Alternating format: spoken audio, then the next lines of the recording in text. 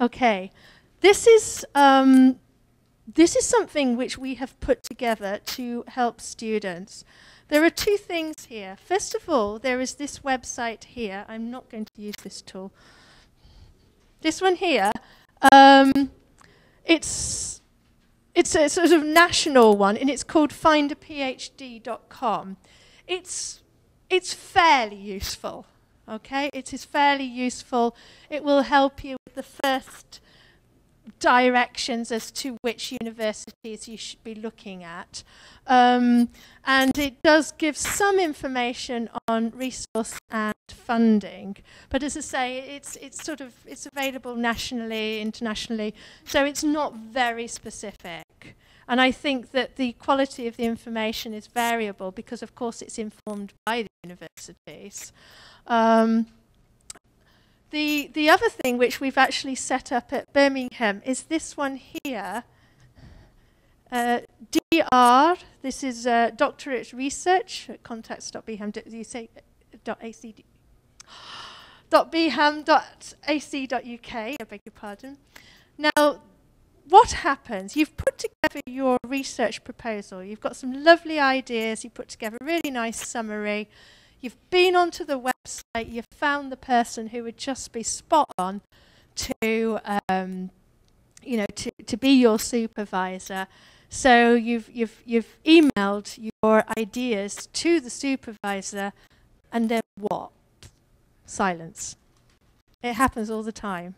Academics are very busy. They travel overseas. They can't get internet connected. They receive, I don't know, the volume of proposals, but you could be looking at a sort of 60-page proposal. This is why I say keep it concise, keep it clean, keep it absolutely accurate and succinct. And as I say, the reason why we set up this helpline, in fact, is because we are aware that academics are short of time. They do travel around the world. They can't get internet connections. So what we recommend is if you have problems getting a response from your proposed supervisor, first of all, please don't take it personally. It's not that they're against you. It's not that they have rejected your research proposal. What I would recommend is that you go through this help centre. And what it is, it's a help centre. It's actually run by PhD students at the university, and they will do some of the running for you. This is great. Get your proposal to them, clean, sweet, short. You can even say which supervisor you'd like. They will do all the internal running. They'll chase that supervisor. Hey, have you seen that email? Have you received this proposal? What's your feedback? What am I going to tell this student? Okay? And this is really good. They do some of the legwork for you.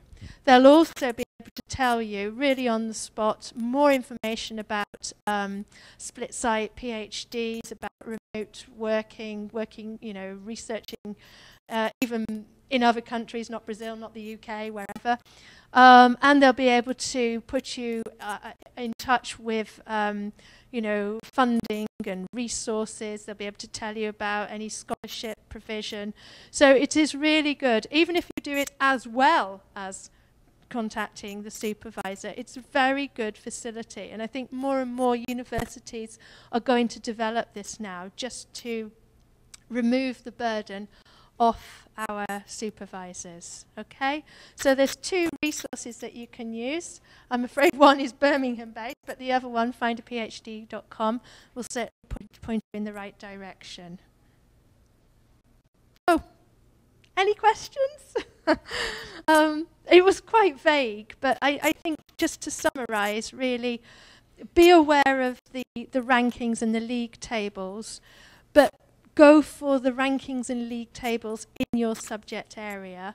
And if you Google Times Higher Education, the world rankings for research are on the Times, and also I think QS, they do league tables and rankings, and also the world ones are the Shanghai Jiaotong university rankings.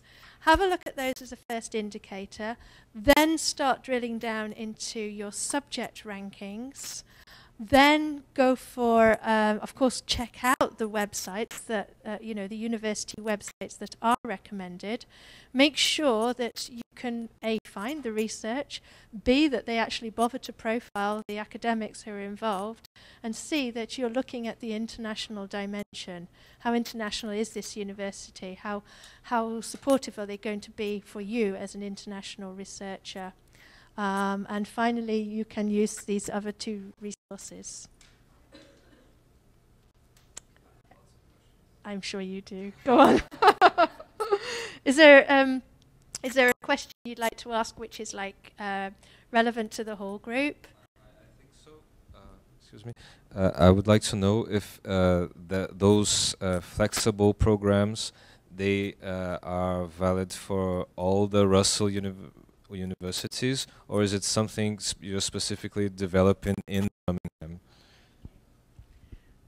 To the best of my knowledge, most universities in the UK will have regulation, or most research universities will have what we call regulations, which will govern split-site PhDs.